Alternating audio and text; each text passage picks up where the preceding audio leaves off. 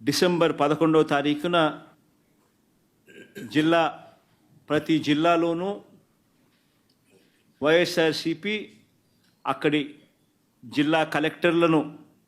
కార్యాలయాలకు సంబంధించి కలెక్టర్లకు రిప్రజెంటేషన్ ఇచ్చే కార్యక్రమానికి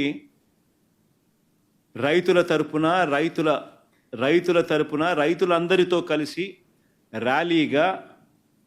వెళ్ళి కలెక్టర్లకు రిప్రజెంటేషన్ ఇచ్చే కార్యక్రమం డిసెంబర్ 11వ తారీఖున వైఎస్ఆర్ కాంగ్రెస్ పార్టీ చేస్తుంది. అదేవిధంగా డిసెంబర్ 27వ తారీఖున రాష్ట్ర ప్రభుత్వం చంద్రబాబు నాయుడు గారి ప్రభుత్వం ఏదైతే కరెంటు ఛార్జీల బాదుడు కార్యక్రమం ఏదైతే చేసిందో, ఎన్నికలప్పుడు తాను కరెంటు ఛార్జీలు తగ్గిస్తాను అని చెప్పి ప్రజలను మోసం చేస్తూ ఆయన చేసిన అనేక మోసాలలో సూపర్ 6లు సూపర్ 7లు ఎలాగో గాలికి ఎగిరిపోయాయి.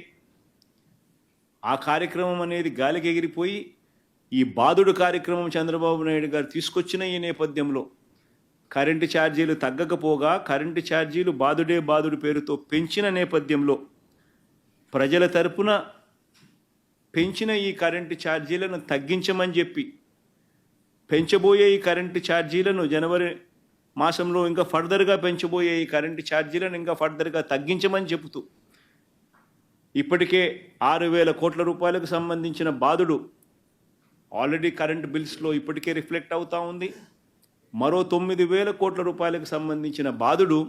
ఈ నెల కరెంటు బిల్స్లో, అంటే రేపు నెల వచ్చే కరెంటు బిల్స్లో అది కూడా రిఫ్లెక్ట్ కాబోతూ ఉంది.